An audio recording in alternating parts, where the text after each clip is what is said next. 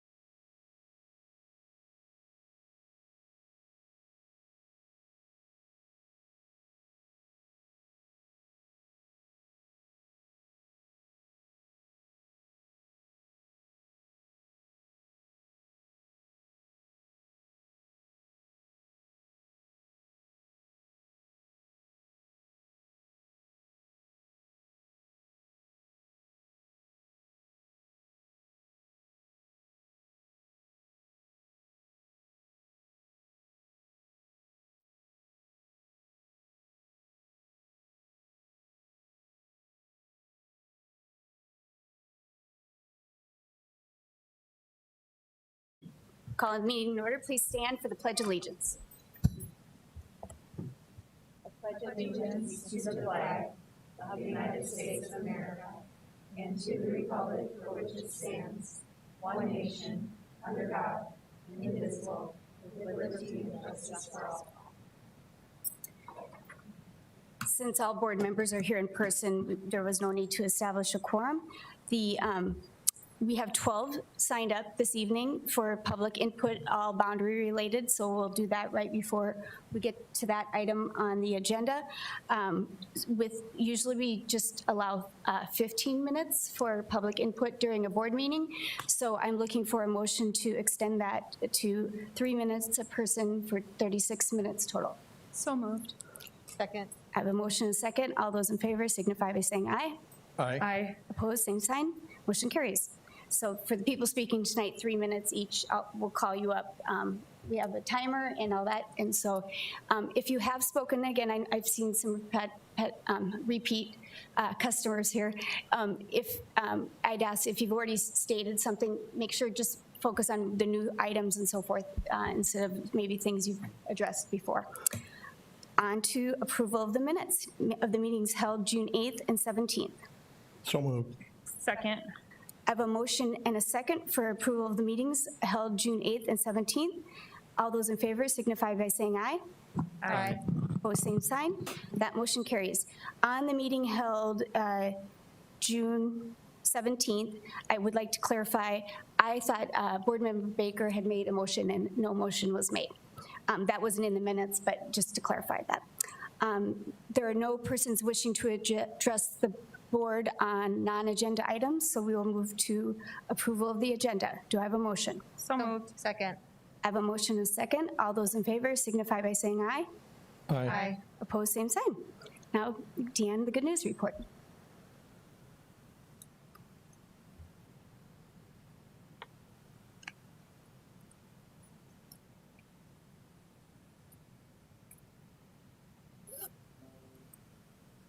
Good evening, everyone.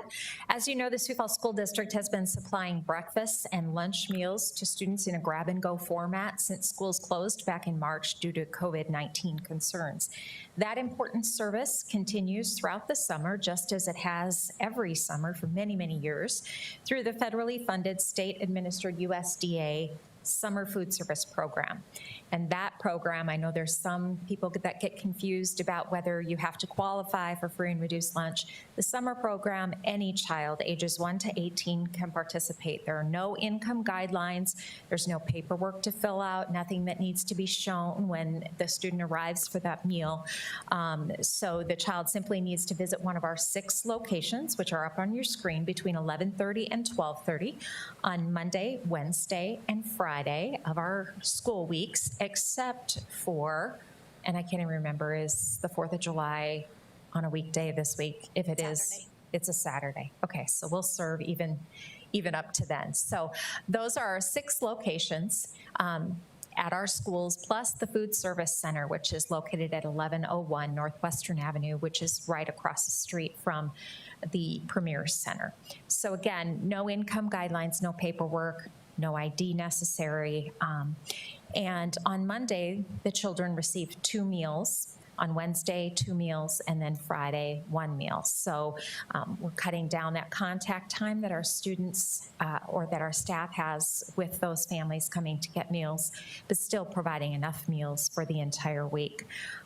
This has really proven to be a lifeline for many families whose children are being cared for by perhaps older siblings who maybe mom and dad don't want the older sibling cooking or having the oven or stove on during the day when they're home with the younger ones. So we really look at this as an option for all families. It's not just for low-income families, and it's not just for, you know, those nearby. Anyone who can get to these locations is welcome to participate. And speaking of getting to those locations, transportation can sometimes be a challenge for many families, but we have good news on that front as well. For the past few years, the City of Sioux Falls has been offering the Freedom Pass to all students, and they are doing that again this summer through the end of August. So the Freedom Pass, your student's school ID allows them to hop on a SAM, a Sioux Area Metro bus on one of their lines and ride to various locations throughout the city, not just to our free summer lunch programs, but anywhere in the city. And if your child does not have a school ID, you can call the SAM office and they can provide a card for you that is part of that Freedom Pass. Children ages 6 to 10 must be accompanied by a regular paying adult. Students 11 to 18 may ride unaccompanied. So for your older students who may need to get from point A to point B, that's an option available to them. And then, while they're out and about, new this year is an opportunity for children who qualify for free and reduced price lunches to receive free access to the Great Plains Zoo and the Washington Pavilion. You may remember in years past, those on free and reduced lunches were able to visit our swimming pools in the city. And with the pools being closed this year, the Great Plains Zoo and the Washington Pavilion stepped forward to provide that access for free for families who qualify. Families must be residents of Sioux Falls and provide a proof of a Dakota EBT card or a food stamp card, a South Dakota Medicaid card, or a school district notification letter for their free and reduced price lunch status. So qualifying families can get a hold of this form, and we will be making that form available at our free lunch sites, as well as sending it out in a mass email to our families this evening. So again, really great partnerships that the Sioux Falls School District benefits from having in our community, allowing students to get out and continue their learning through the summer and safely get to whatever locations are necessary for their family. Any questions? Thank you, Deanne. Like you said, the mayor was here earlier for the reception for Dr. Maher, and the partnerships we get from the city are so helpful to our families, our students, and our schools. So thank you. I know with the pools not being open, it's great to have another option. I hope families are able to take advantage of this. Thank you. And as usual, our commitment to providing meals for our students every summer. I mean, it's just, again, it's just our way of making sure our kids are fed during the summer when they're not in our building. So thank you for that report as well. I'm going to piggyback on the good news report. Dr. Maher, this is the surprise, so sorry, would you stand? The school board would like to thank you so much for your 5 years of service. Our school and city are a better place because of your service to our district. We were very saddened when you told us you would not be staying on, but we are very excited to see what you will do with the Board of Regents and the opportunities that our district will have and the state of South Dakota due to your commitment and sharing your talents with them. So thank you very much. And here's a plaque from you from the district. And there's a gift card and get a card from the board as well that is usable both in Sioux Falls at all the restaurants that are like Red Rosa and all that, but also in Pierre. So depending where you want to take Peg out to eat. So thank you very much.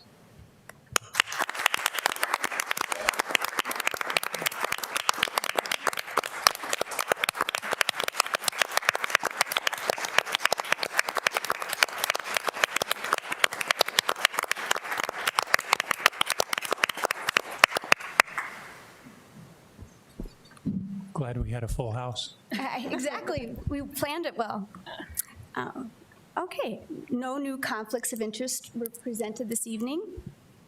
We'll move on to approval of the consent agenda, items 9A through H. Do I have a motion to approve? So moved. Second.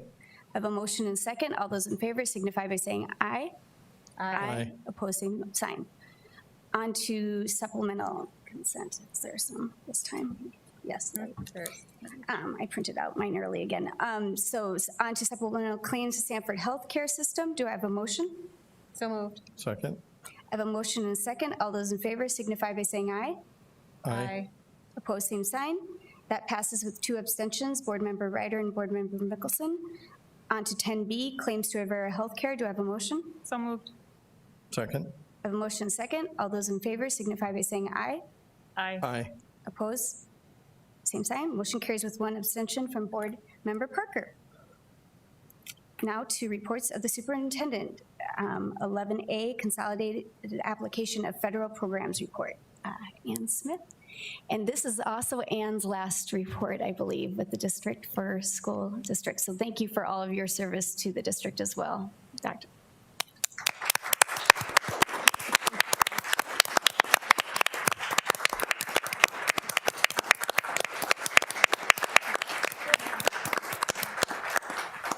Can you remind us, how many years have you worked here? 20. 20. You're 10. Yeah. I started, remember Y2K? Yeah. Way back then. Y2K ended with COVID. Yep. The South Dakota Department of Education is required by the federal law, the Every Student Succeeds Act, to collect plans from each public school district describing how that district will address the requirements of the law, as well as the specific activities that the district will do using the funds. The specific programs included are Title I, which is to improve basic educational programs, Title II, which is professional development, ensuring excellent teaching and learning, Title III, support for English language learners, and then Title IV, which is one of the more flexible of the 4 programs, which can go for resources to provide student support and academic enrichment. This table provides a 3-year look at how funding has been trending through these programs. As you can see, overall, the trend is downward with funding from the federal government.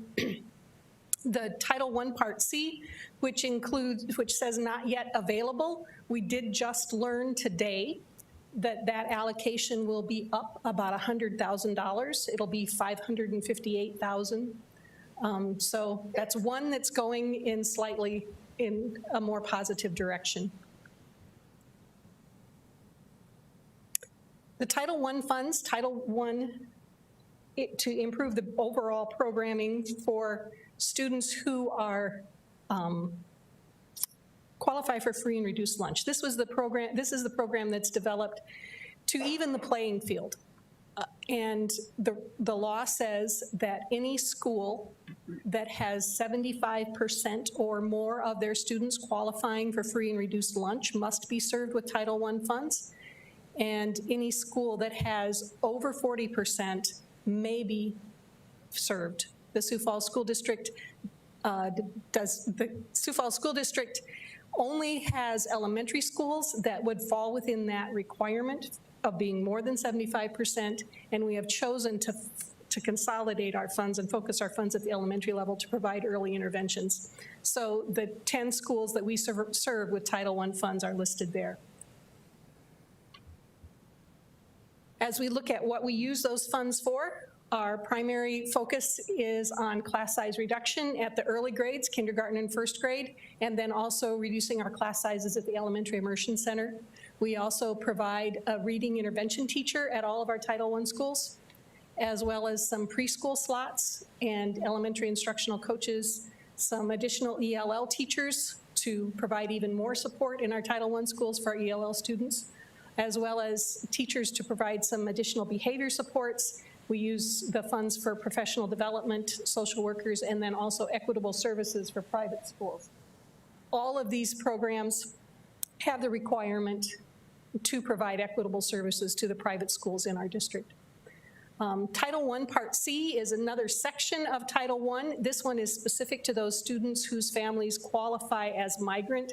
Migrant families are those families who have moved to Sioux Falls for the purpose of obtaining employment in a qualifying agricultural occupation, which in our case is mostly Smithfield and the meat packing plants.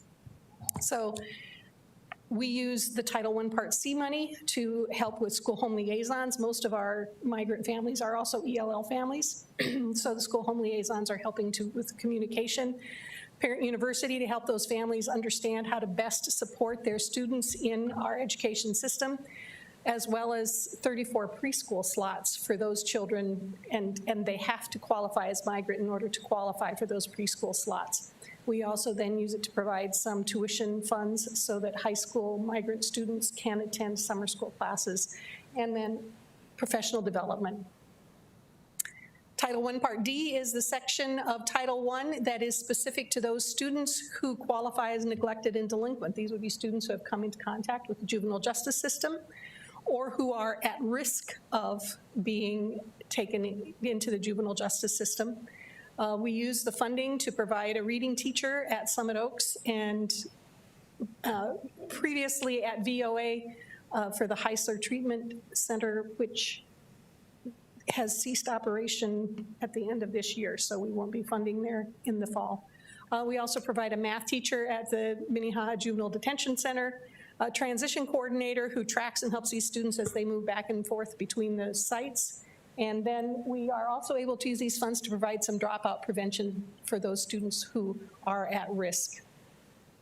Title IIA is primarily professional development, and those funding recommendations for those activities recommended for funding through Title II Part A include elementary instructional coaches at our elementary schools that are not Title I schools, Boys Town training to continue that behavior program that we've had, the teacher pathway and teacher internship programs. This helps provide the funding for the staff to teach those classes. And then overall professional development, you'll be hearing in a couple of weeks about the school improvement plans that all schools are doing. This is where the funding comes for that professional development. And then again, we provide equitable services to the private schools. Title III, support for our English language learners. We can't use this for direct instruction because that instruction is required through civil rights to all of our ELL students. We have to pay for that out of our regular district dollars, but we can improve that program, and we do so by providing some additional support for middle school and high school classes that have a significant number of students at the early levels of English proficiency. We also provide an ELL instructional coach, ongoing regular training for all of our new teachers on SIOP, which is the instructional strategies that work best with ELL students, and then also tuition and supplies for our classroom teachers who would like to go and get their English as a new language endorsement. And then again, equitable services for private schools. And then Title IV, finally, which is one of the more flexible programs. What you can spend money on falls into 3 buckets. You can ensure a well-rounded education, and to do so, we are using some of these funds to also help support the SIPS reading intervention. It pays for the coach that works across all of the schools, the 1.5 FTE coach. We also have used the funds to pay for summer school at the Elementary Immersion Center, and then exam fees for those students who can't afford to pay for the AP exam.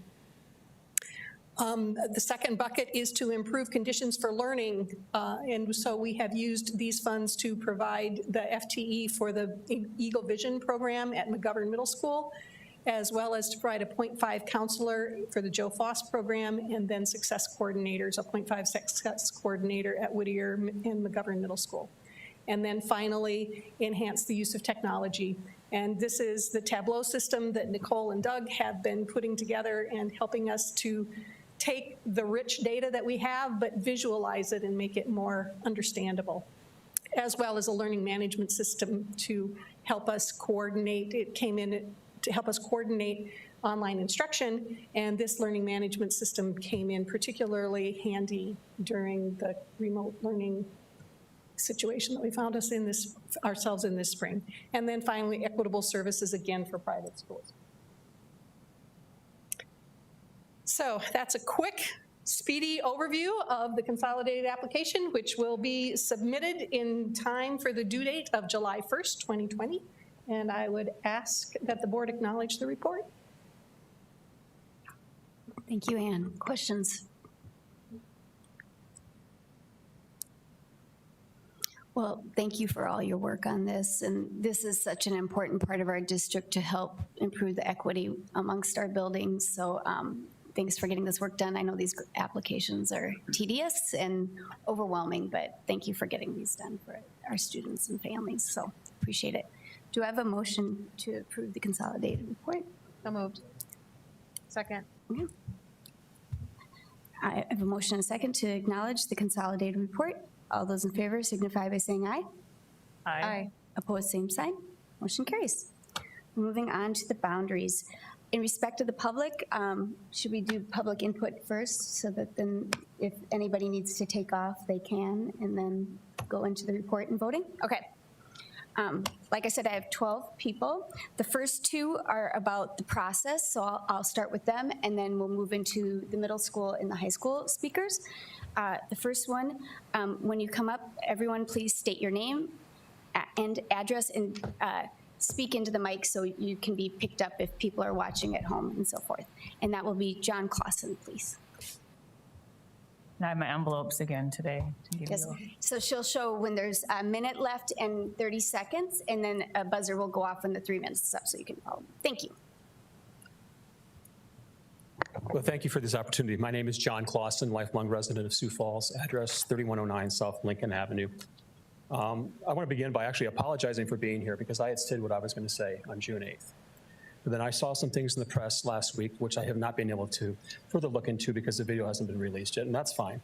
But apparently a fellow member, I was a member of the task force, and a fellow member of the task force is suggesting in the press that we dealt with race. Well, a person brought it up, and the question was ignored. I brought it up 3 times over the course of 3 meetings. We dealt with it briefly, and another person brought it up in the last meeting. But they never dealt with the race, and they should have. And because of that, the whole process should be started over again.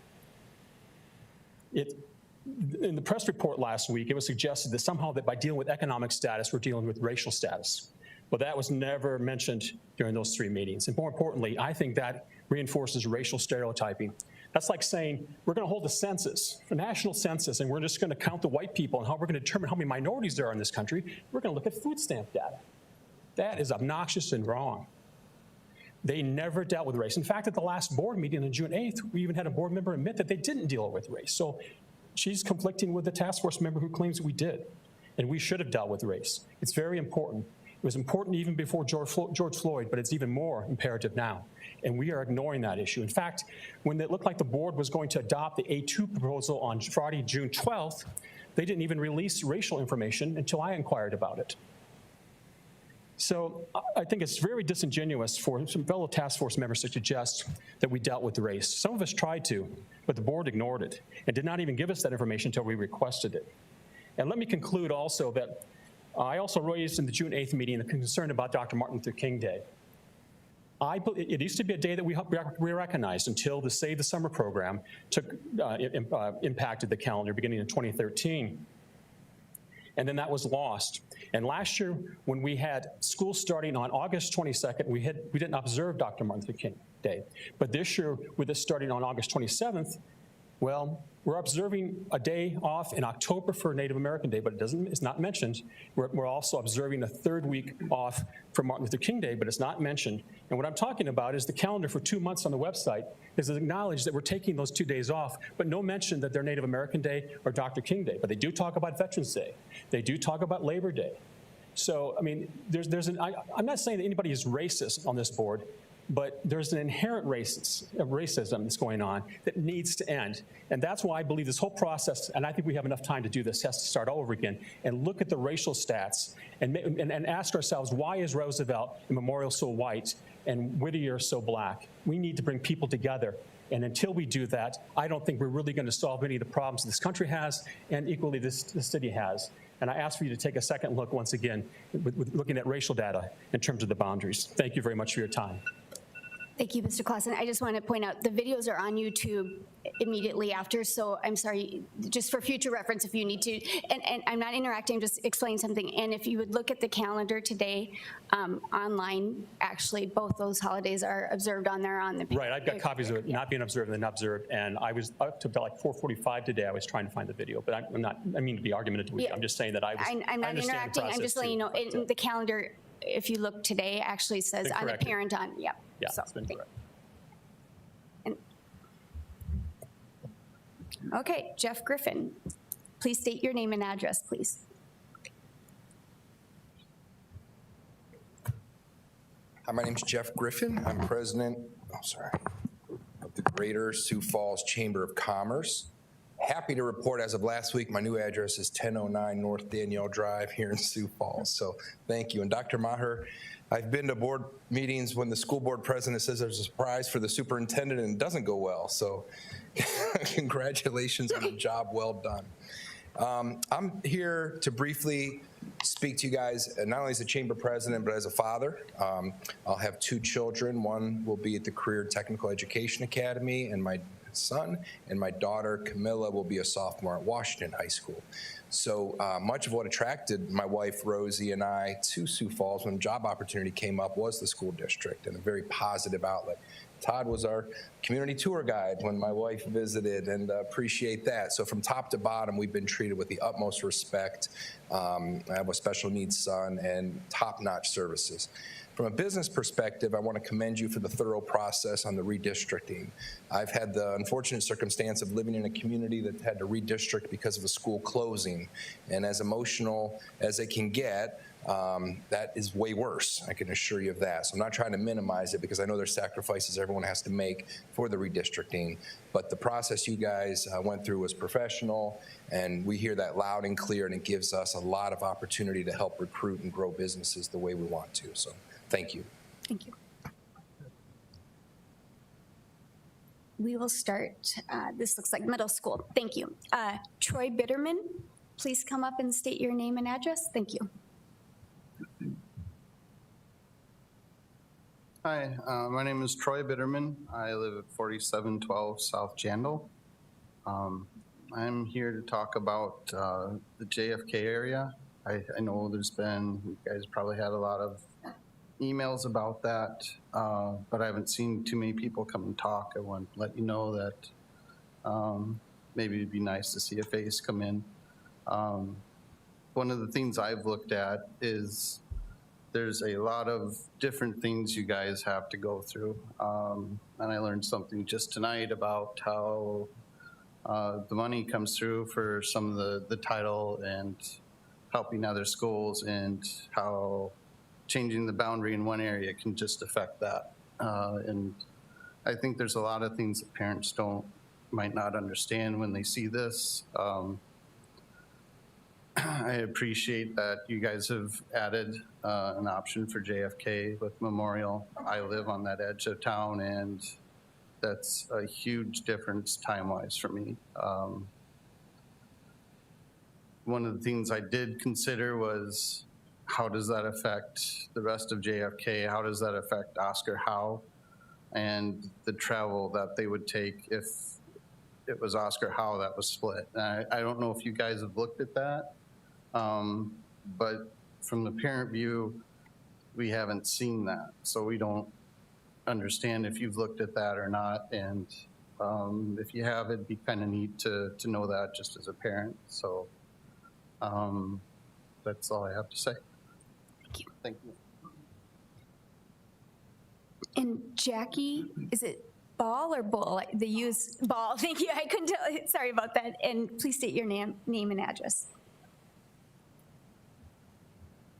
Hello, I'm Jackie Ball, and I do live in the JFK area as well. That's looking at getting the split option, and kind of right off of 47th and Sertoma. So 3904 South Plateau Trail is my address, and we have looked at a lot of different options. And I know, like, because obviously you guys have all looked at tons of different ways that this can be done, and I think kind of the whole result ends up being is that we're not all going to get what we would like to stay. Well, you know, change is going to be necessary.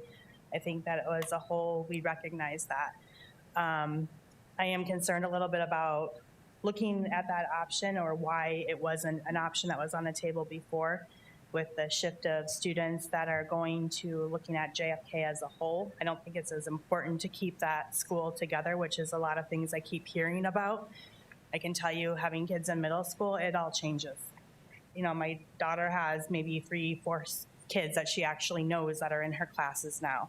Otherwise, her new friends are her new friends in middle school. So I think that's less of an issue as we battle through what do we need to keep together. Plus, that's part of them growing and learning. You go to a job, people change, it gets promoted, you know, your boss leaves, you know, things happen. So they have to, you know, change as well is not always a bad thing.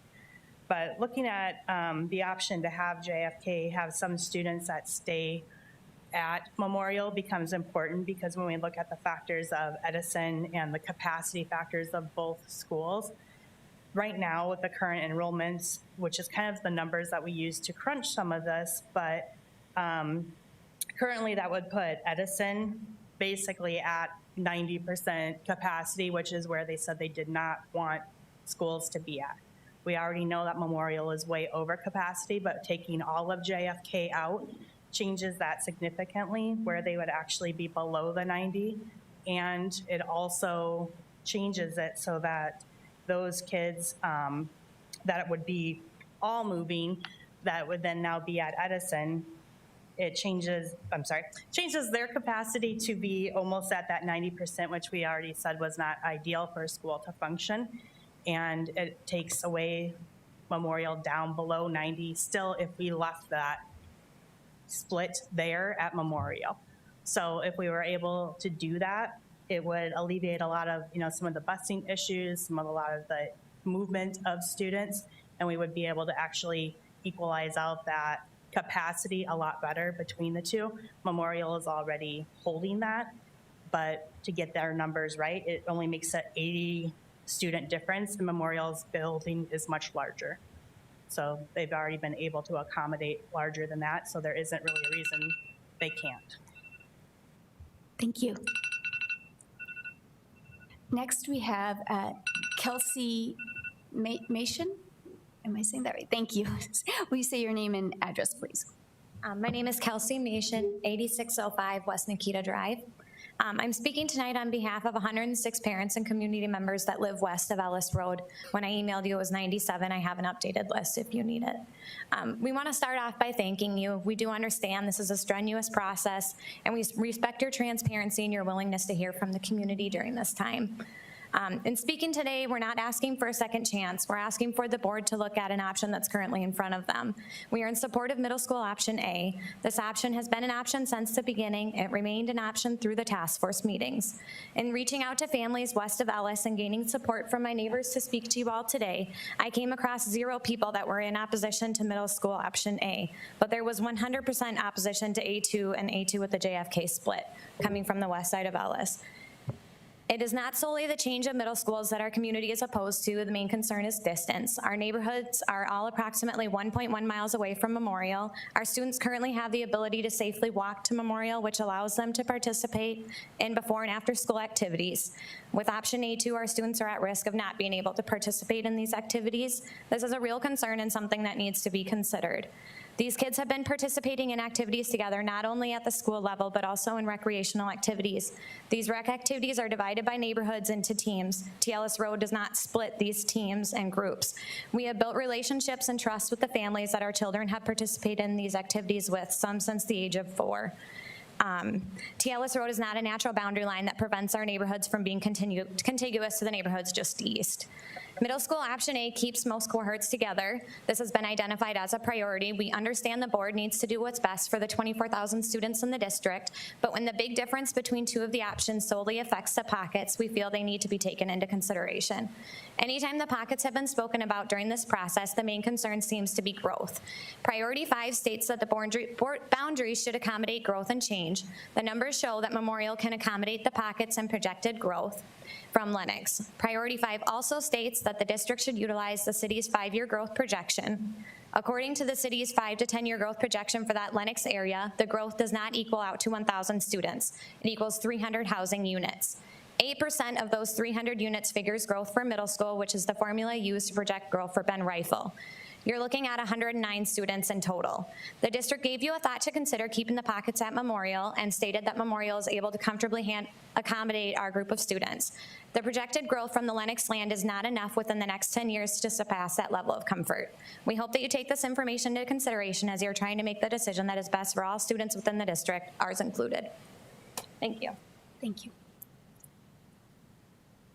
Next, we have Neil Cheney. Please state your name and address. Good afternoon. My name is Neil Cheney, 7616 West Sprain Street. So I live in the wonderful Chesapeake Triangle. And so I'm going to talk briefly about that because, as you know, you developed that option during the last school board meeting. So politics is the art of compromise, of course. So while option C is one of the more favored options across the board, certainly, as a compromise for those in the Chesapeake Circle, we appreciate that. Obviously, the figures for Lincoln really blow out of proportion on C, which I think is probably the leading cause of not wanting to follow that. So we appreciate your willingness to acknowledge the difficulty for the Chesapeake Circle, our Triangle parents, and give us an opportunity to still send our kids to school in 8 to 10 minutes instead of being on the very, very far end of Jefferson. So thank you. Next, we have Marianne Mergen. Please state your name and address. My name is Marianne Mergen. I live at 2221 South Monticello Avenue in Sioux Falls. I also live in the Chesapeake Triangle. First of all, I want to thank you for your time. I feel like this is just the way you've conducted yourselves and handled yourselves. And I feel that we've been heard. We're just thankful and grateful, and we appreciate you. When I spoke last week, I went back and watched it, and I just feel like maybe I didn't discuss enough how you're using the waterway as that dividing line. And one thing I'd just like to say about that is a neighborhood creator, not a divider. Kids, my sons have fished down there with the neighborhood kids. Those join backyards.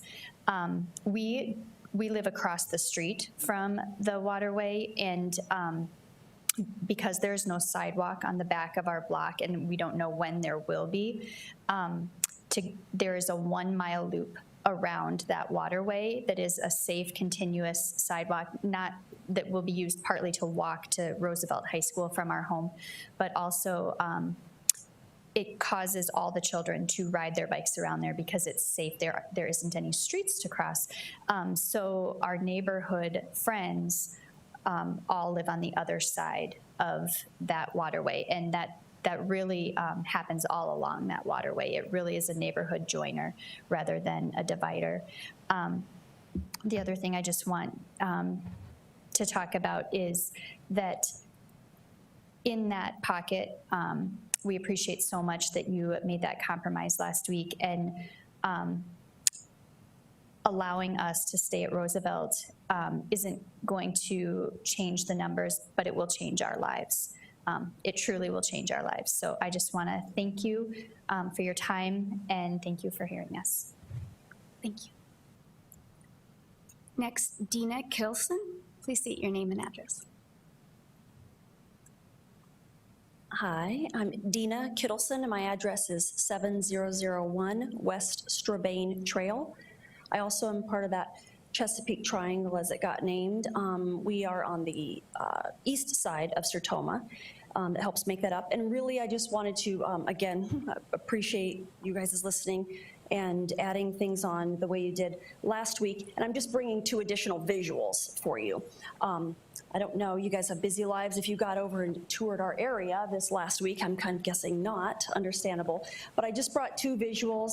One of them is just an actual photograph, and it's just kind of that continuous sidewalk I talked about last week, and pointing out that it's almost like the Sioux Falls, like the bike path. It's very large, and it also has extended wide boulevards that go all the way down both sides of Sertoma. And then these starts again up at 26th Street, and on the east side, it is continuous all through Chesapeake, and then going down Sertoma as well. So I just brought that as a visual. You've all seen sidewalks, and it's probably nothing profound, but we just thought that might be helpful. And then the other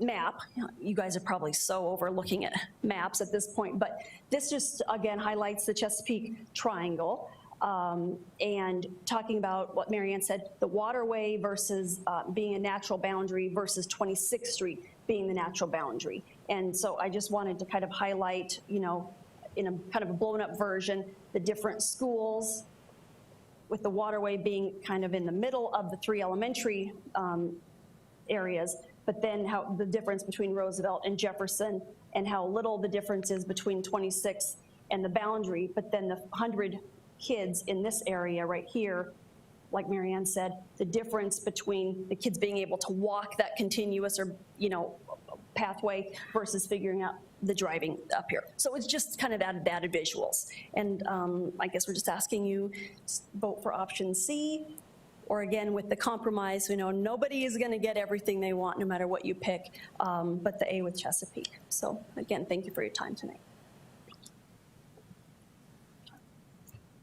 Next is Greg Michelson. Please state your name and address. My name is Greg Michelson. I live on 1804 South Strabane Circle, which is also part of the Chesapeake area. One thing that I did some reviewing of the maps of the boundary options, and based on what I can tell, if you're as close as we are to Roosevelt, to Lincoln, Washington, or Jefferson, those students, if they lived in the same proximity, would go to those 3 corresponding schools. So with us being that close and that safe of a route, though option C would be the ideal, that's what the task force suggested, but consider option C or option A with the Chesapeake edition, because it really is about the safety of our kids. And it's such a small number that is gradually going to decrease because families tend not to leave this part of town because it's a nice area to live in. I mean, lots of parts of Sioux Falls are, but in my little neighborhood, over half the people have had kids that have graduated from Sioux Falls schools, and they're still there. I mean, we've got 80-year-olds that haven't left this part of town. So the numbers that we're putting into Roosevelt will gradually decrease over time or remain flat. Thank you, and don't envy what you guys have to decide today. Thank you. Next, Melanie Seaman. You're good? Thank you. Next, we have Mark Murin.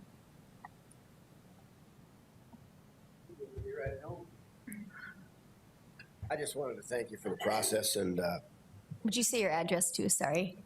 3509 South Genevieve. Thank you. Here in Sioux Falls.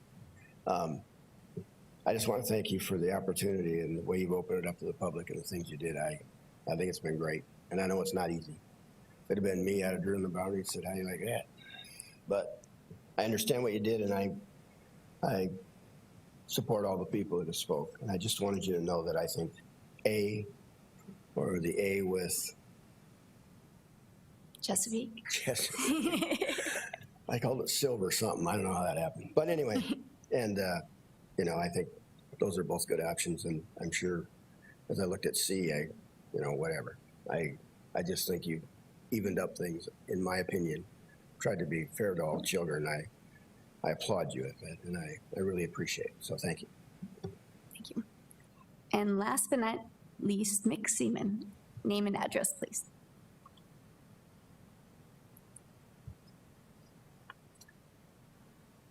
Good evening. I'm Mick Seaman. I live at 7601 West Chesapeake Lane. I have 4 students in the district, and my wife is a teacher in the district also. I'm not speaking to sway your votes. My wife spoke last week, and you know what our opinion is, option C or A with Chesapeake. I suspect you've had a challenging few months, to say the least, going through this process.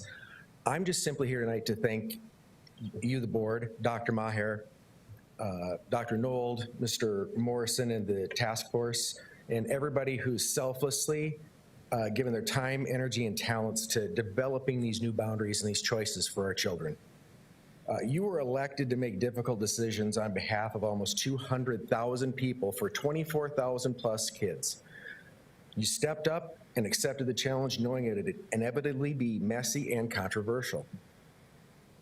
I'd like to thank you on behalf of my family for your transparency, attentiveness, and professionalism you've handled this issue with. No matter the outcome of the vote tonight, our family will respect and honor the decisions made. Thank you. Thank you for stepping up and making a difference in the lives of our children. Thank you very much.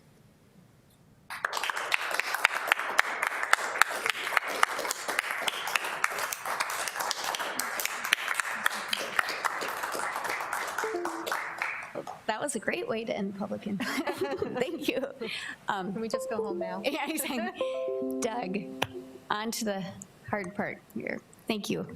And once again, Doug, team, everyone who has been working on this, we threw another loop this weekend, and you rose to the challenge. And as the public, I don't know if you're all aware, the middle school vote will now be Thursday. Because of that new change, we wanted to give enough time for public input. So today, we'll only be voting on the high school option as well as grandfathering and those other options for that. So, Doug, do you want me to put these away, or should I just continue to use them? You might want those, the timing card. Perfect. All right, good evening.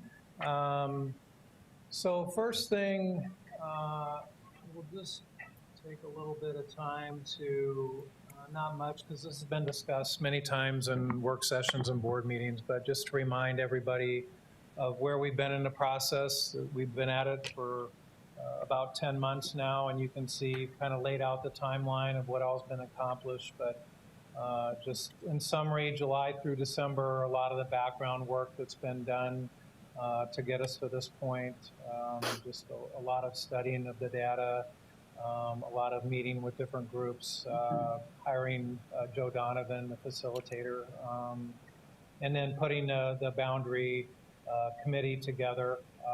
And that was kind of all the background work that was done. And then after the first of the year, we launched into the boundary committee, sometimes called the task force.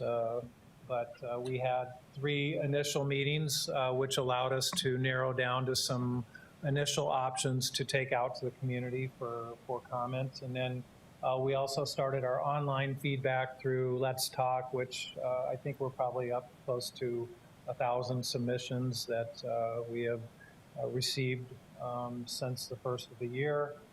And then May, we had to take a little bit of a turn, and we had hoped to have live community sessions, but we ended up with virtual community sessions, and we had 5 of those, and I think they went very well. We used technology, brought everyone together, and I think people were able to dial in and say what they wanted to say and to dialogue with us down here, and we took feedback that way. And then from listening to the task force, they wanted to have another meeting, wrap-up meeting, and so we accommodated that. So we actually had a 4th meeting, which was one more than we had originally thought we would, and so tried to bring everything back to them.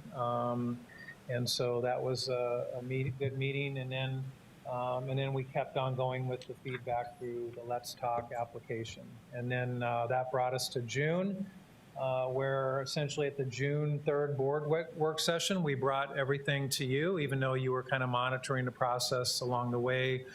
We brought it formally to you, and so brought all the different options of process we followed and feedback we have received, and sort of at that point brought it to you. And then we went into, from there, the June 8th board meeting, in which case we looked at middle school, high school options, as well as we covered open enrollment, grandfathering, things like that again.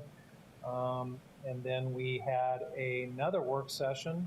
I think something we didn't maybe envision happening at the outset, but to your credit, in light of trying to look at every stone unturned, every piece of feedback out there in the community, you guys added a work session on the 17th and looked at some additional options. We looked at some options that came through the community portal. We had great people out there that really came up and technically really did some different options, and we brought those to you.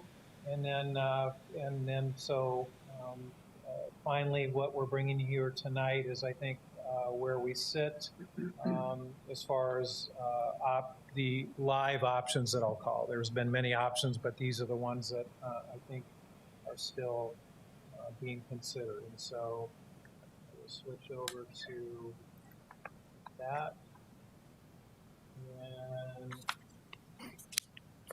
we'll start with the middle school options as far as where we sit with We still have our original middle school option A, which was came out of the task force and went to the community early on. And so that one, again, the signature there, piece of that is really that's where JFK is going to over to Edison.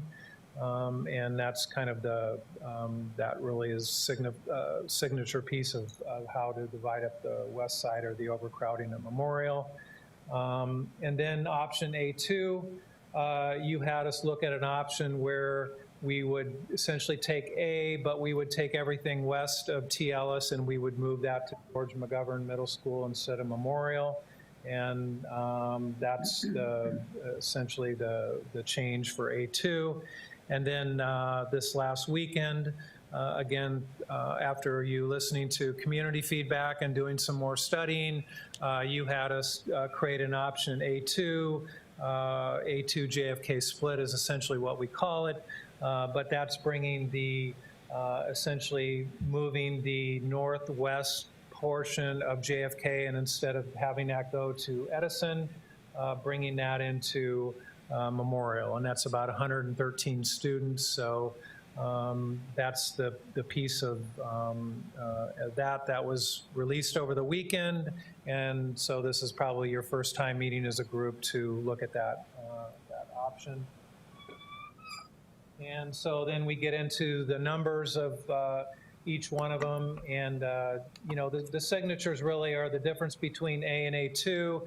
Again, is that area west of T. Ellis Road, which the middle school cohort, if you looked at it in terms of what we project going there in the fall of 2021 would be about 85 students roughly. So that's kind of the difference in there. And then the JFK split, as I said before, is taking about 113 students that were going to go to Edison and moving and letting them stay at Memorial where they stay today. So the total JFK cohort's about 286 students, so 113 would go to Memorial in this scenario, and the rest would go to Edison. So that's kind of the difference between the middle school options at this point. And of course, we know in option A, again, to talk about the one thing to point out is the specialty programs. In option A, we have the honors program going to Patrick Henry and the Spanish immersion program to Edison. And so those are consistent all the way through all the different A versions. High school, we have the original option A, which again came out of the task force and has been gone through the community process, and at this point, that's in its original format. And then at the last meeting, prior to the last meeting, you had us look at an option A, which is the Chesapeake area, now affectionately known as the Chesapeake Triangle, I guess, which is that area down here. You can see the blue circle there, where we're bringing that into Roosevelt, whereas originally it was going to go up to Jefferson, because this line in the original option A really follows kind of the Discovery boundary, Discovery Elementary School boundary. So this flattens it off and brings that area back into Roosevelt. And then option C is the option that came out of the task force as well, and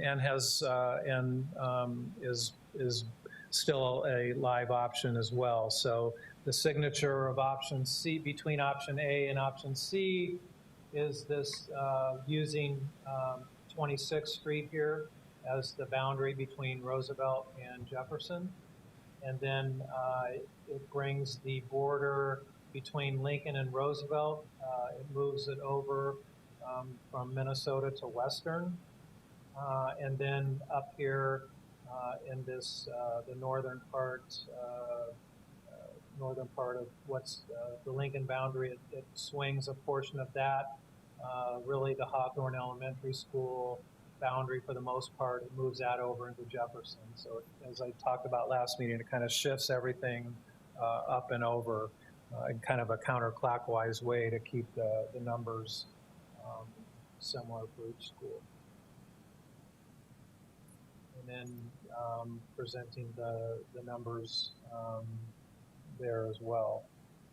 High school. So those are the options. Other than the new middle school JFK split option, none of these are new and have been out in the community for a week or two, and as you heard tonight, have been commented on. So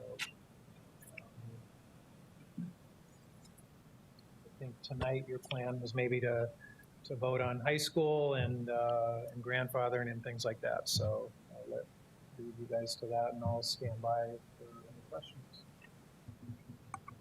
Thank you, Doug. Maybe should we just start with the grandfathering and then we can move into discussion on the high school options? We've kind of revealed our cards early. We haven't discussed it lately, but what we're talking about right now is the grandfathering portion of where we would like to see the line drawn for students and so forth. Would anyone like to entertain a motion on the grandfathering? I would make a motion to allow the 2021-22 school year in-district senior students that they may elect to remain at their current school even when their current school is not their home attendance center after the boundaries have been redrawn, as long as those who are impacted notify the district of their intent to stay at that school prior to December 1st, 2020 on the appropriate form that is provided by the Sioux Falls School District. And grandfathering of seniors does not extend sibling preference to additional household members. Second. Thank you. I have a motion and a second. Discussion? I think we've had conversations about this, and we know that this may add some challenges to some families. We understand that, but we also know that it's likely a one-year kind of transition to get people to their schools and things like that. And as much as we would love to have all siblings be able to stay in their schools, I think it's just prolonging drawing it out longer and longer for when, and our numbers that we've been using to make decisions would really mean nothing to us at that point if we continue to let that go. So we certainly appreciate the sacrifice that families will have to make for that year, potentially having people at two buildings. But we do think it's the best thing to do for the future of the community. I agree. No further discussion? Shall I take a vote? Okay. All those in favor of the motion to allow the 2021-2022 school year in-district senior students to elect to remain at their current school even when their current school is not their home attendance center after the boundaries have been redrawn, as long as those impacted notify the district of their intent to stay prior to December 1st, 2020 on the appropriate form provided by the Sioux Falls School District. Grandfathering does not extend sibling preference to additional household members. Signify by saying aye. Aye. Aye. Opposed, same sign. The motion carries unanimously. On to high school.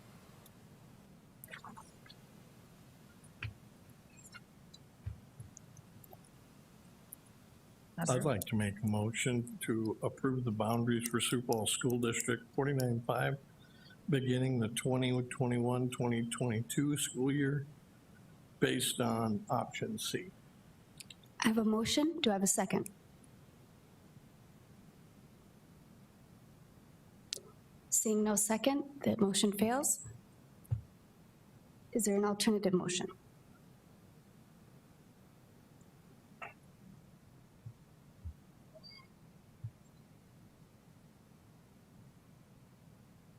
I'll make a motion to approve option A. Option A has been moved. Is there a second? Second. I have a motion and a second. Discussion.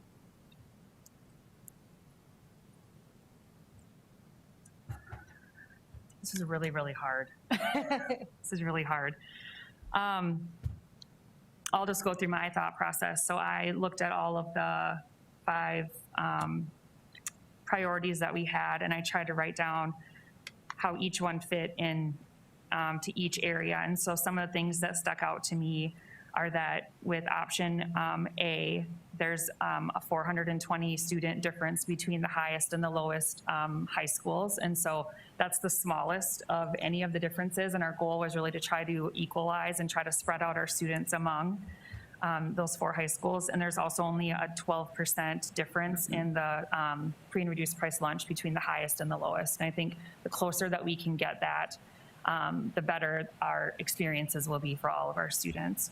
I also, we got comments about, that our kids don't fly to school. And so they didn't like the crow flies measurements. And so I did sit down with the map and I looked at the district, each boundary, and I tried to pick the furthest point from all of the schools and do a map me to see how long or how many miles it would take to get there. And really between all of them, there's people at every single school that are driving 3 to 5 miles at the longest. Washington actually has somebody that could be driving 8.2 miles because their district goes so far north.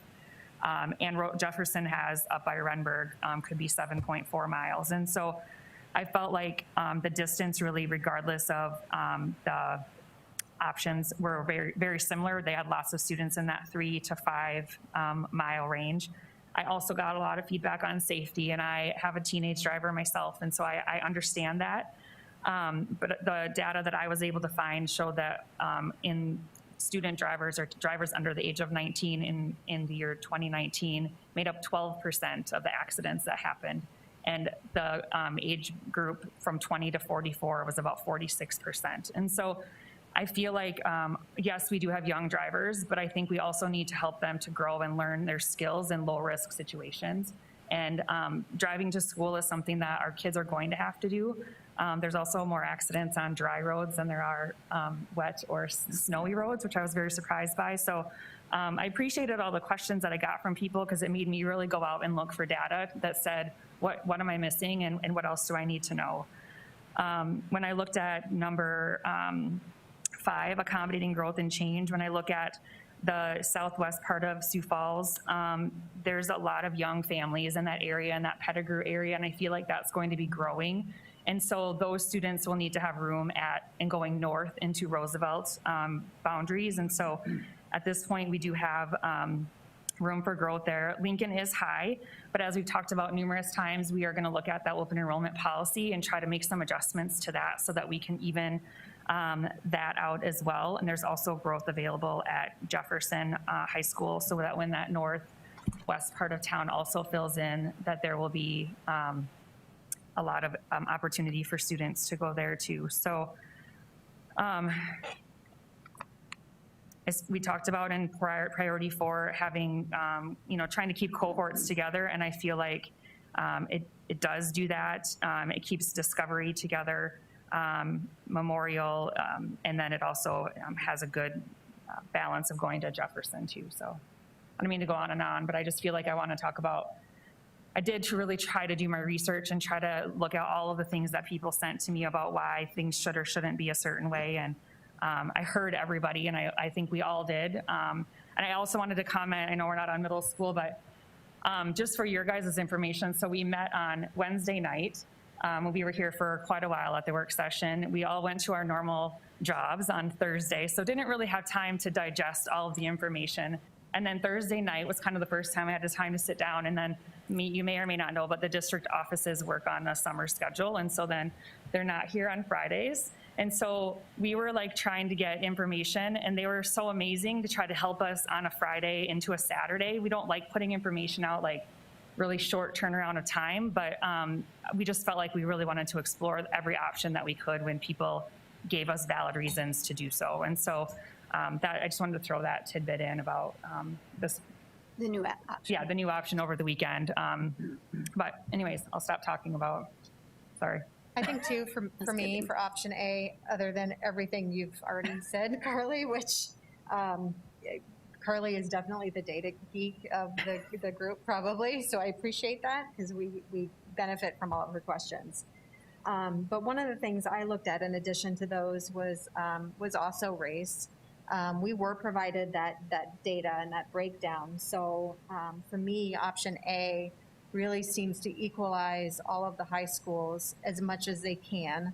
Obviously, we've just got some natural pockets in our community.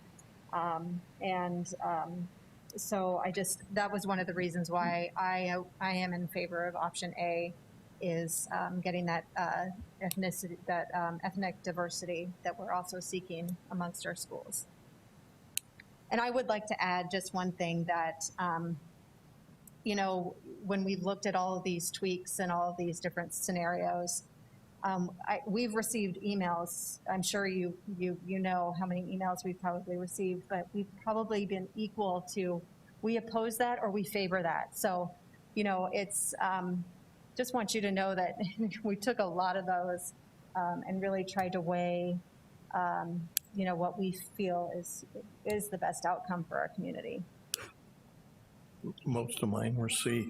No, Doug and his team, I just wanted to thank you so much for coming in on days that you weren't supposed to come in on and providing us with the amount of information that we needed to make a good decision. That was, you guys really stepped up to the plate. Thank you.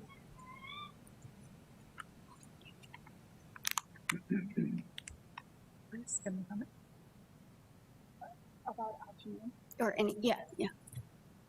Well, my comments would really just surround the people that have showed up and sent the emails. We're all in this arena together. I see people here that have given a lot of time and thought, dedication Closer to the the mic, students. Sorry. And you're not sitting on the sidelines looking at the arena and all of us in here, but you've really gotten yourself involved and engaged, and that speaks highly of you and to our district folks that have gotten involved. So it's, we have a lot to weigh and to think about, and we're all in this together. Definitely. I would also like to thank our board members.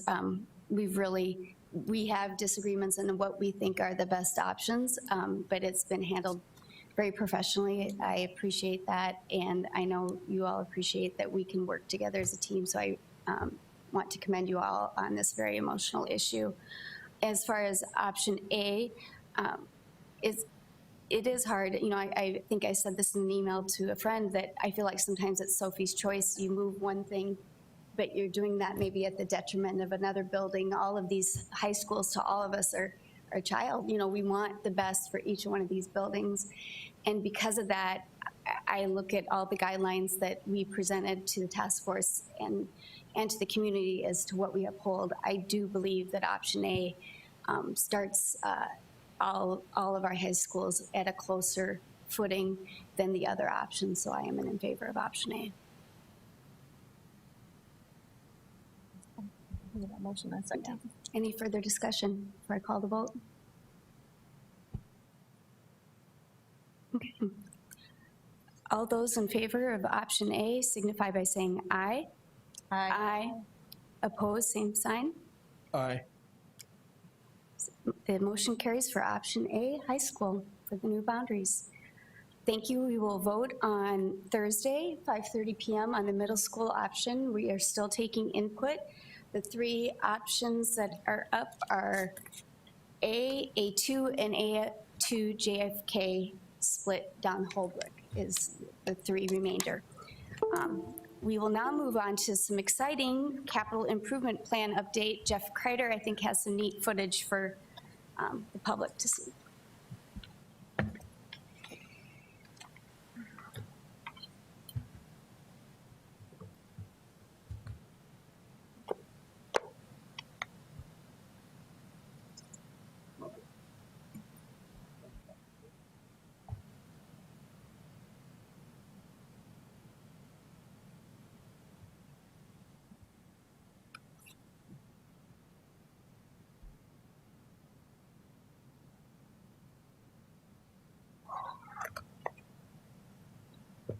Yeah.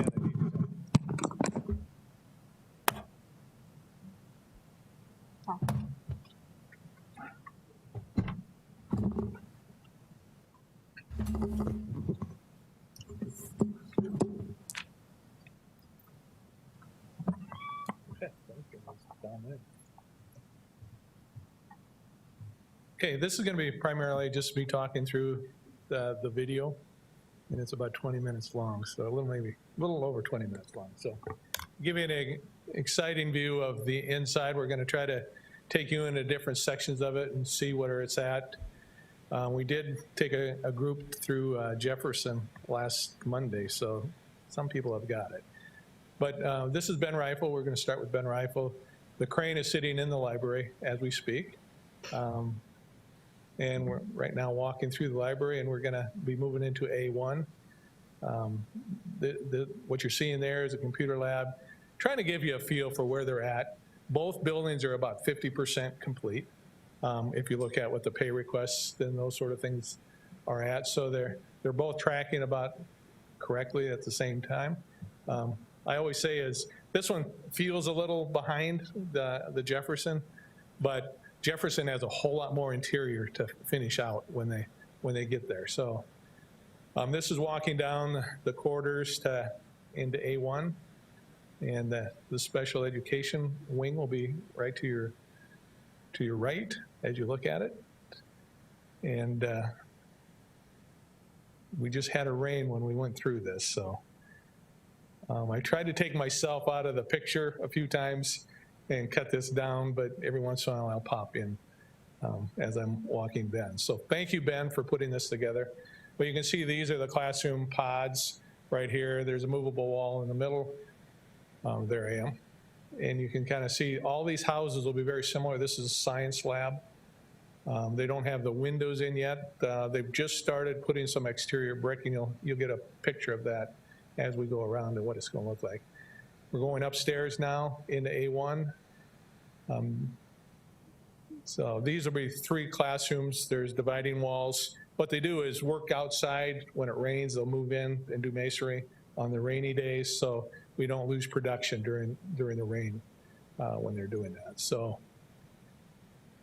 and you can kind of see the rough ends for electrical, plumbing, fire are underway. So we're in progression, and we'll move down to a little further as you speak. So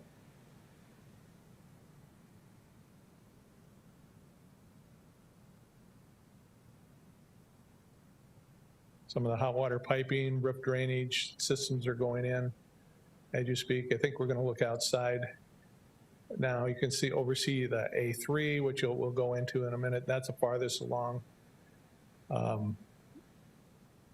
And we're walking. Now you can look in there as that's a walkway. The library would be on your left, and then the grand stairs will be on your right. So that's probably poured already within the week.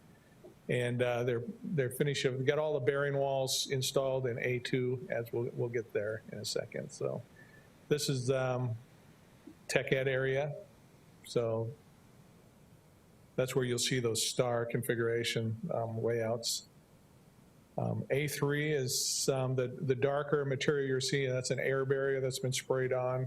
Where you see that scaffolding, that's where they're starting the brick, and they're working around. So we'll get some of that. This is a lower below that walkway we just talked about. And we'll probably head to A3 now as you walk there. The building is divided into 3 actual buildings, and it's fire separation. That's what you're walking through right here. And this will be the locker bay for the A3 students.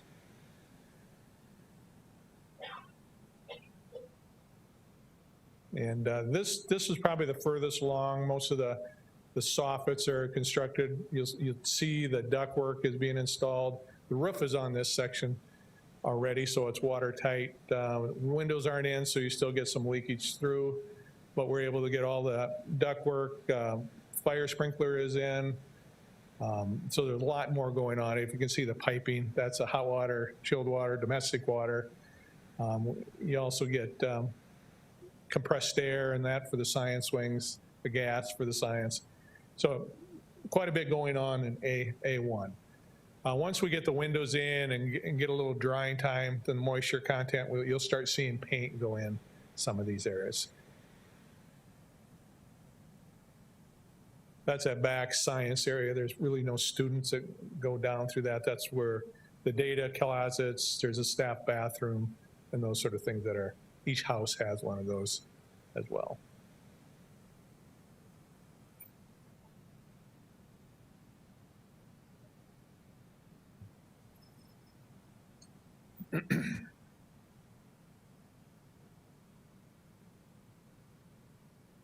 So these will come together. I mean, it looks like, but once you start putting paint and sealing and casework and finishes, it goes fairly quickly after that point. And this is the main hallway that heads down towards the boiler room. As you can see where they've stepped back in, they're building soffits at the entrances. That's a conference room, TPC, where they drop back in and start working in the wet. What you're seeing through here is that the counselors area. We'll kind of do a complete loop of the office area. They've started framing the office walls. That's the bathroom yet to be built. That'll be another project. That's the elevator shaft. And we'll be getting to the left here, the main office suite that we'll walk through. That's pretty well all framed in. So the students will come in that front, there'll be glass, and then we'll queue them in like McGovern is. That's the back where you have conference rooms, the assistant principals, principals' offices. Your staff restrooms are on the left. I don't know if you'll see that. You'll see the door, and then you'll get the counselor suites. We share conference rooms. We have a movable wall and a conference room where you can have a larger gathering, and then you can shut it where each the counselors and the admin has their separate conference rooms.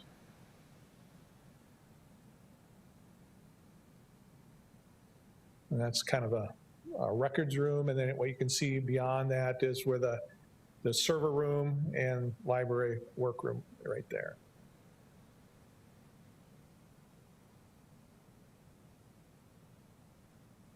Okay, we're going to go upstairs to A2. This roof is, the decking is on now, and then they'll start doing the penthouse once that decking is on, so it's a little safer for the workers to build that penthouse above the roof. And what you're seeing in upper A2, these are the home ec rooms. And you probably can see the art room that's just beyond that, that's right next to the library. But the bar joists are installed in this photo. It's about a week and a half old now, so. A lot of progress in a week and a half, 2 weeks.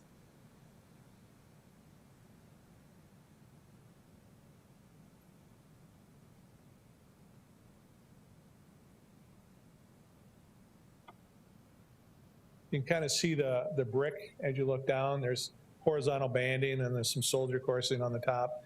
That's an A3 side that they started the brick on, and they'll start working around. They have to get the brick on in a certain time period from that air barrier for it to be valid, so they have to start continuing on here. You can see the back service drive there as well. They've moved into area B, that's the music area. And you can see that some of that burlap that they've done and plastic that's a curing. They're using a natural curing instead of a curing compound. It's better for floor installation, and you don't have to worry about that chemical having to dissipate when the flooring gets there. Sometimes that's hard for tile and carpet to adhere to. It's a general music room. Then you'll get into the band and choral and orchestra. Now, if you look at the ceiling, that is a precast ceiling of the roof structure. This whole music area is actually a storm shelter. So there's 3 storm shelters, one in A3, that's that resource room, and the whole music area, and then the locker rooms are also gonna be designed. You have to have a certain square footage based on the occupant load of the building. When we get to Jefferson, we'll show you what that is. That's some bigger areas as well. So this is the hallway as you walk down. What you're seeing there is the commons area. That will be the commons area. So they're going to be working around, they're starting the auditorium. The music areas to your right here that we just walked through, they're starting to pour floors in some of those storage rooms, and you'll get into custodial, then you'll get into the boiler room and some of those spaces. That's what this is right here, and exterior storage. And then as you look past here, I think you'll just see a brief is that the service area, that's where the chiller, and that box there will be where the electrical panels will sit. And now you see the auditorium. We'll walk over to that as we get there. But the auditorium, they started building those masonry walls as well. So they're a little ahead in the B area, a little behind in A2. So in the balance, last project meeting, we talked about that, and they said they're confident they're on schedule. So they're getting their scaffolds. The gym masonry will go fast. It's single length wall. So you'll see some big progress as they move forward into that. And what they'll do now is get all you can see the locker room entrances, the staff dining area is there. All the rough ends are in the ground. And you can see the corridor to the gym, and these are the locker areas. The one half is done, and then they'll put the precast panels on the decking there. You can see all the electrical underground that is necessary to go in to service all this. So it's amazing what goes into a building, you know, if you don't know what's underneath you.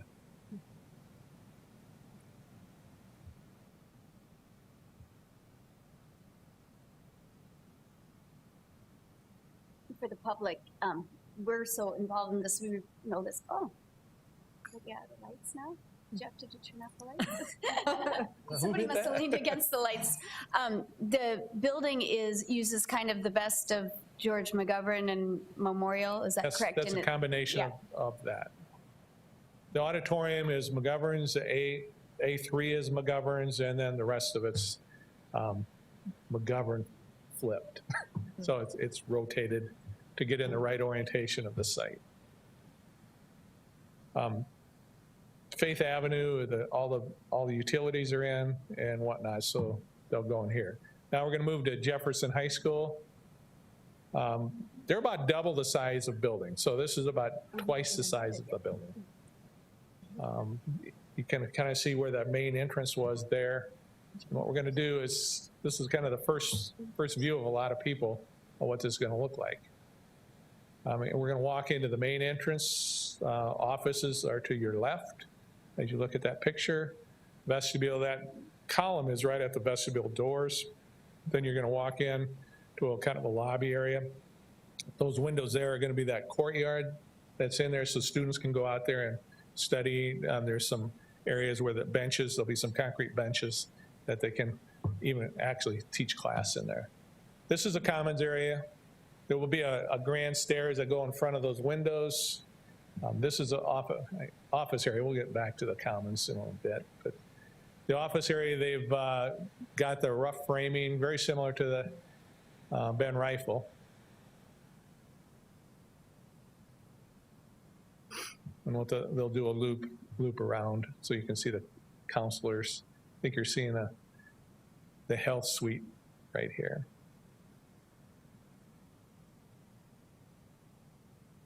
And that's the student services area. That's a commons. You can see the school store right in the front. Then concessions will be there as well.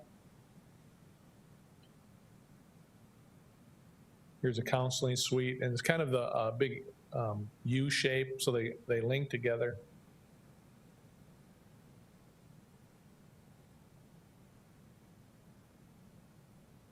So there'll be the bathrooms that we just went past. Those recesses there are going to be display cases for trophies and those sort of things, or whatever they want to use them for.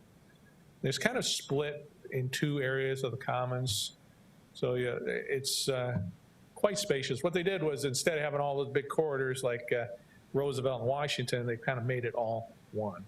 Very similar in size, but what you got. This is the gym. You just entered the gym from the commons. And this gym, you'll walk on the top level, and then the bleachers, you'll go down into the bleachers. So there's the railing all the way across there. This is a fitness center, a weight room fitness center.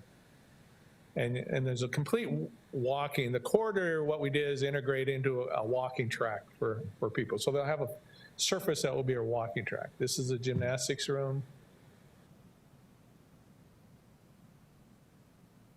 And that's where the media will be. This is the entrance to the back.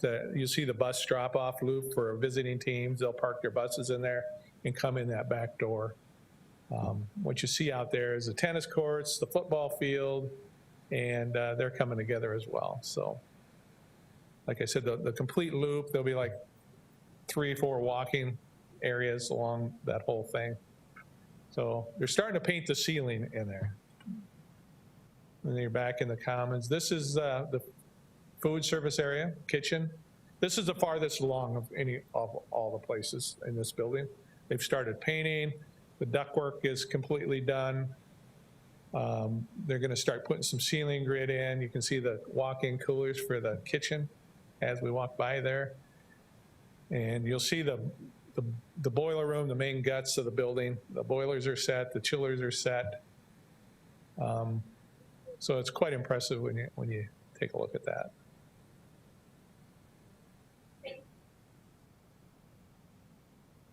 And they're not the high efficiency boilers that you get there, a 25-year solution. These are standard boilers that are 50-year, but we put the heat sponge in the back that gets them to that same efficiency as high efficiency. And that kind of came out of the ethanol plants and how they recapture the heat that goes through there. So we run the water back through those heat sponges and get the efficiency that we want. But then you got a 50-year solution as well instead of a 25. So right here is the tech ed back area. So you have, you'll have auto, you'll have welding, and woods shop. And that kind of loops behind the auditorium. This is a big building. There's a lot going on. There's about 150 people that work daily here. I was supposed to cut that one out. That's the wood shop there.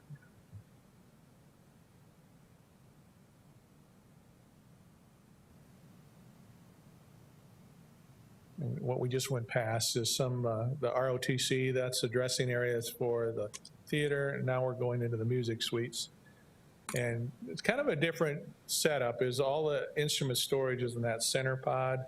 What you see, those openings there are all the practice rooms. So it's kind of a suite. And then the band room is off that. You'll enter the band room right here.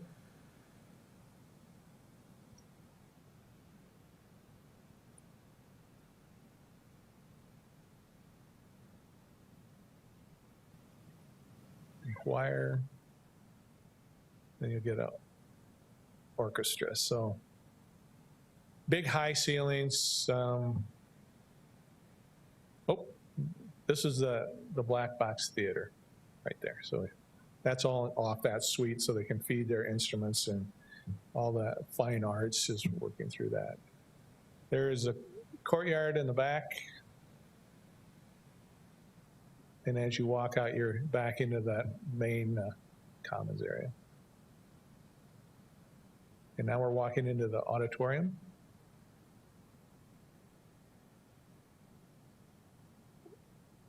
This will be one of the final things done. There's a lot of work that has to be done through there.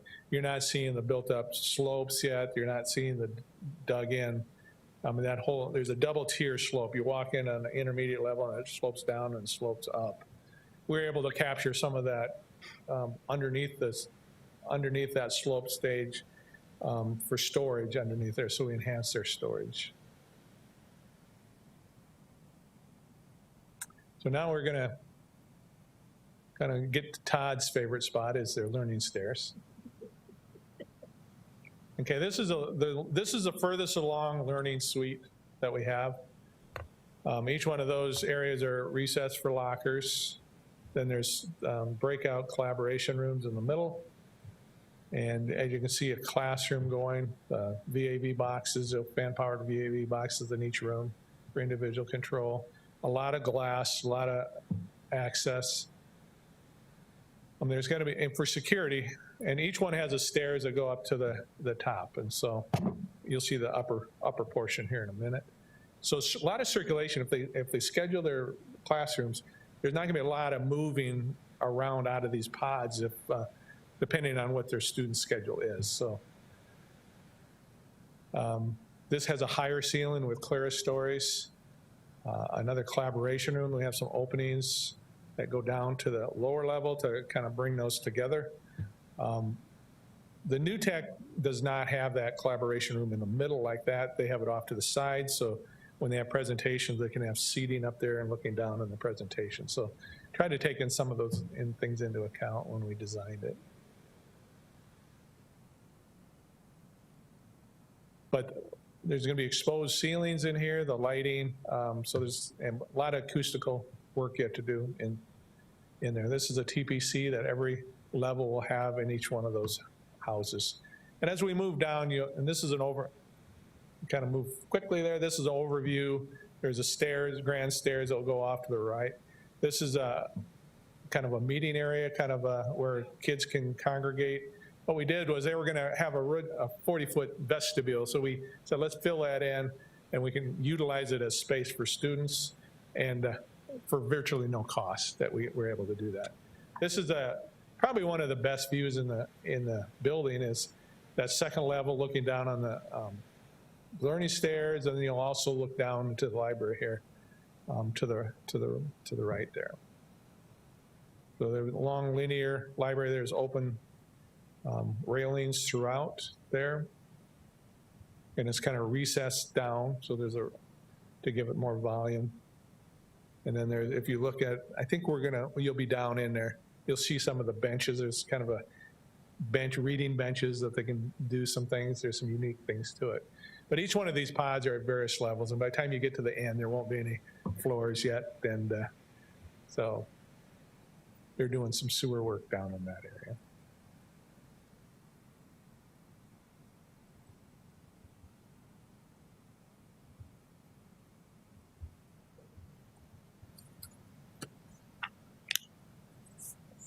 You can kind of see what it looks like. You stand in that upper collaborative room, and it just feels like you're standing there by yourself. So out in the middle of everything on a cloud. So pretty unique area. I said we should have probably given this before, the boundary and everybody would want to come to this school. Well, I was hoping some that might have been affected would have stayed and lived. So Yeah. I'd be excited.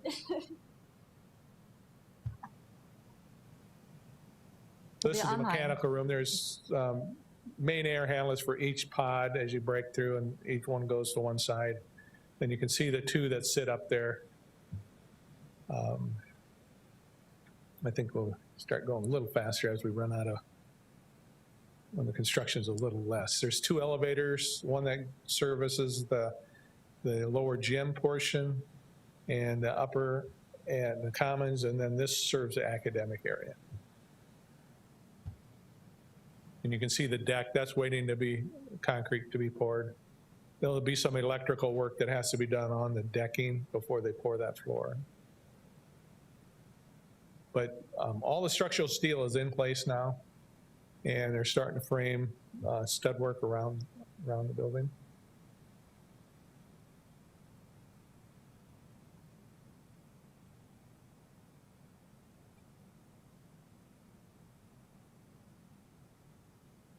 So I heard the magical phrase during Ben Rifle of on time. Is Jefferson So far, they're both on time and how about budget? on budget. Great. So That's we're looking good on both buildings and that. This is kind of the brick and the precast around the brick, and they're working through that. We caught them pouring the lower level of this pod when we were touring that. That's what you see. That blue is a vapor barrier that goes underneath the slab, keeps it from wicking any subsurface moisture here. This is a library as you're standing in the library. Then there's an incubator lab off the library. There'll be a foldable glass wall there. I'm assuming the library is going to take this over and kind of keep it open, but it's a pretty nice room that they'll have there. Very similar to the room at Lincoln off the library.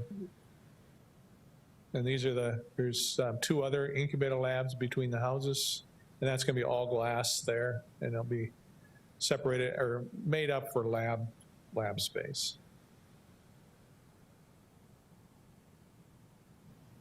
As you can see, the sewer line that's being installed inside the houses that links that all together.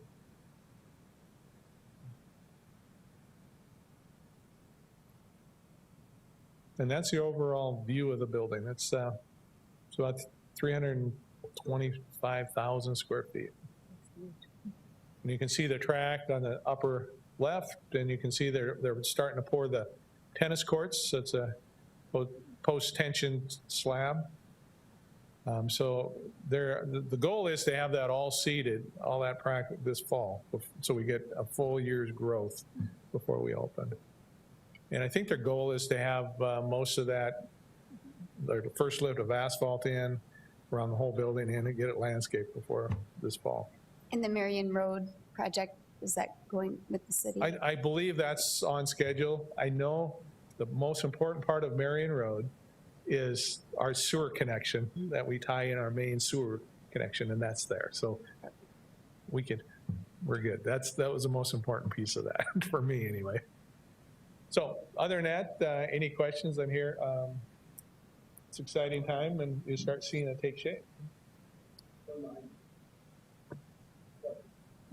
Well, so you sign up for public input at the beginning. I mean, the questions are,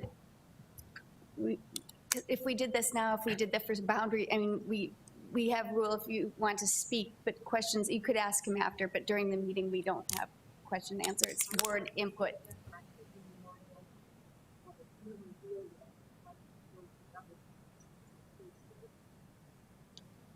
Yeah, there's some displays in each one of them. Mm-hmm. Yeah. For the public, yeah, so that's how we handle it. I know, Melanie, you're a board member, but yeah, if we have to control how we do this, especially during the boundaries input. I wasn't afraid of what you were going to ask. I just don't want to open that up. I can't words. Thank you. Any other questions from board members for Jeff Kreider, please? I just have a quick question. Oh, go ahead. Nope, I was just excited to see them. So our other high schools have the big murals in the gym. Do you know what is the plan? I'm just looking kind of at the Some gym. allowances in there. So now that we have an AD and a principal, we're going to talk to them. We talked to them about the graphics on the outside wall. Sure. And graphics on the field house. And now we're going to talk about the gym and the floor and what visual things they may want out of that. It's still going to come off that that document that Casey presented for the how the building's supposed to look. So we're going to try to incorporate some of that in the gym so it's not so stark. And sure. It won't be quite like that. Just the setup with the track and stuff wouldn't allow you to have We're starting to look at that, and then how the gym floor is going to be painted with some of that logo and graphics. So. And in regards to Ben Rifle, the district has been in contact with their family, and they've also have some items they might want to have displayed at the building. So it's very exciting that we're able to have that connection with them. We're working on some banding in that gymnasium with one of those logos from that group in that gym as well. So we're kind of starting to put some of that together now, because we didn't have that branding at that when we exactly. So. Exactly. Cool. So thank you very much. We're working with Shane on that, so we're trying to keep them in the loop, that they have input. So that's the principal at Ben Rifle. For those in the audience who don't know who Shane is, that's probably true. Any other questions or comments for Jeff? Thank you very much. Thank you. Do I have a motion to acknowledge the CIP update? So moved. Second. Motion second. All those in favor signify by saying aye. Aye. Aye. Opposed, same sign. Thank you. I just thank you, everyone. Reminder, Thursday, 5:30 will be the middle school option. And to everyone who provided input, thank you for being a part of the process. We greatly acknowledge it. And appreciate you being engaged in your children, and we as board members also have to take into consideration the people who are unable to reach out to us due to inability to know how to connect with us and so forth. So when we're making these decisions, we are making sure we're taking all of that into perspective when we're making that. Thank you, and we will work with you to transition with changes that will come with building locations and so forth. So good night. Do I have a motion to adjourn? So moved. Second. I have a motion second. All those in favor of adjournment signify by saying aye. Aye. Aye. Opposed, same sign. We are adjourned.